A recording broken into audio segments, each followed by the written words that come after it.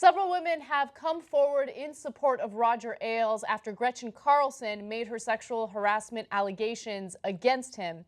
Now, these three women spoke to Mediaite to share their perspective of what they've experienced at Fox News Channel, and they claim that Roger Ailes has been nothing but kind, generous, and professional with them. Now, before we go further, I just want to make absolutely clear that after Gretchen Carlson came forward with her accusations of sexual harassment, other women followed suit. These three women are currently employed at Fox News, and this is what they say their perception is. Doesn't necessarily mean that other women haven't had different experiences at Fox News Channel. With that said, let's give you some of their statements provided to Mediaite.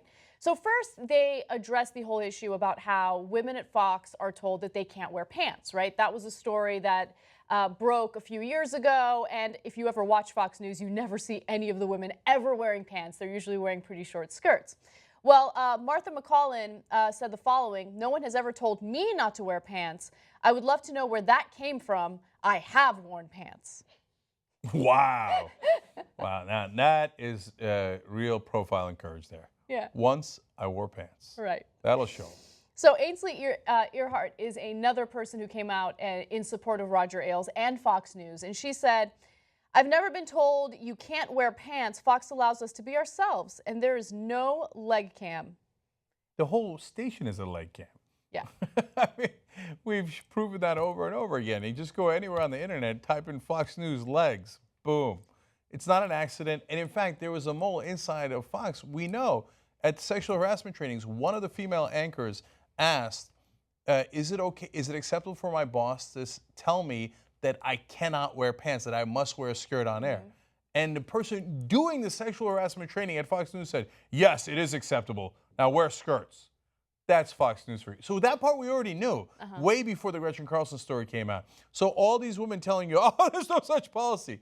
So maybe no one told them the policy, but that policy definitely exists. Yeah, okay, so Harris Faulkner said the same thing. She says, "I've never had a conversation with anyone telling me to wear pants." Okay, so look, I hate dress codes. I don't know what the absolute truth is. I know what I see on Fox News Channel day in and day out, and it's women wearing short skirts with the camera pointing to, you know, in such an angle where you see their legs, right? So it's not far-fetched for people to think that they have that type of dress code in place. Now let's get to other experiences that they've had. Before you do that, just one last thing on that. Harris Faulkner also said, well is not part of the quote. The direct quote is, "We want eyeballs on the screen." So that's an admission of, like, I mean, we all know we're wearing short skirts. That's because we want the 68-year-old males watching this channel to watch it. Yeah, and look, she said that in the context of, yeah, of course we're going to be well-groomed. We want eyeballs on the screen, right? Yes. So well-groomed, a little bit of a euphemism for miniskirts on camera. But anyway, nonetheless, let me move forward. So there were some accusations aimed towards Steve Doocy, and apparently Ainsley was not too happy about that. She said, "I adore Steve Doocy.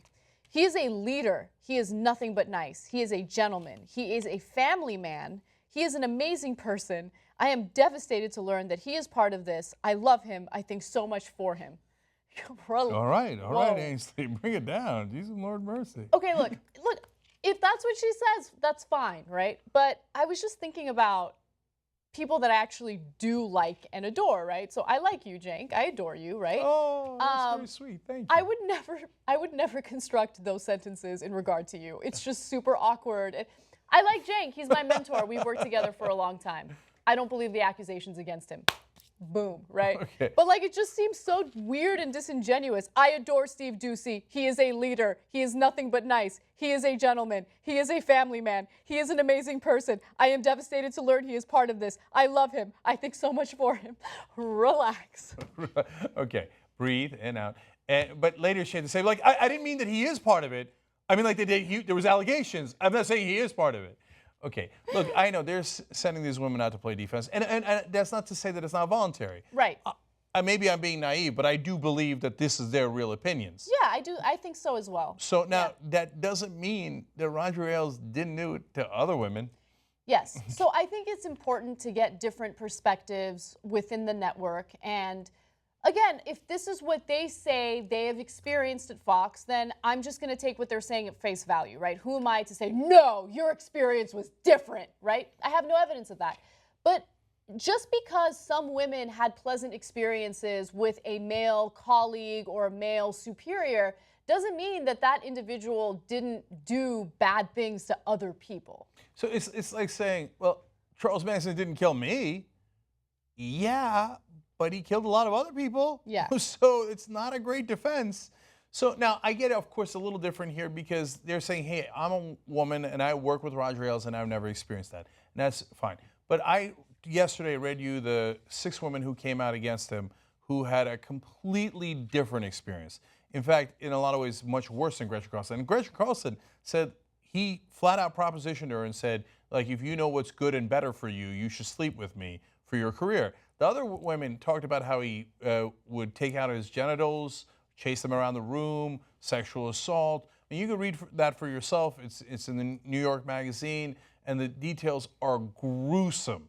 So just because even if you believe them 100%, and a lot of people are saying they don't, they say, look, you all have very high-paying jobs at Fox News, and so you have a conflict of interest here, and of course you're going to defend him.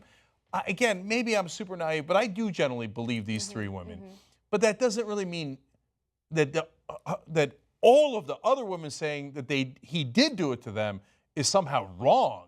Right. It doesn't cancel out what he could have allegedly done to other female employees at the network.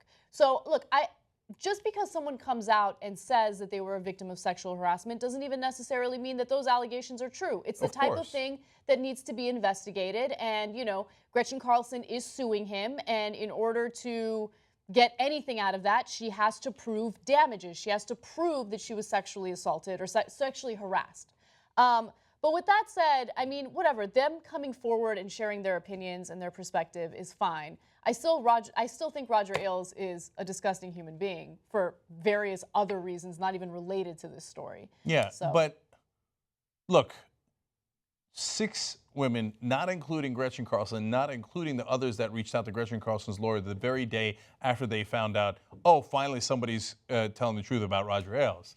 I don't think all those women stretching over all those decades, just like Bill Cosby, why would they make it up, right? One of them came out and said who she is, and she's a Republican, conservative, and all she's going to get is catch a ton of heat. So there's no charges that can be filed. There's nothing to gain. Why would all those women make it up? If you think they made it up and you only believe the ones that say, well, he didn't happen to sexually harass me, okay, that's your choice. I find it to be a curious choice. And finally, there is two unsettling things about this as well. One is, it's an old Fox News move. You get black commentators to come out and say the problem is black culture. Right. You get Latino commentators to say the problem is Latinos. And now here you have 3 women who come out and say, no, not guilty, not guilty. Yeah. We absolve Roger Ailes of anything he's ever done. And it also puts other women at the network in a weird position, right? If you don't come out and the other female anchors came out, you're like, what does that mean? But at the same time, it's kind of weird to raise your hand and say I wasn't sexually harassed or sexually assaulted. It's just an impossible spot for them. And the guy who put him in that spot is Roger Ailes.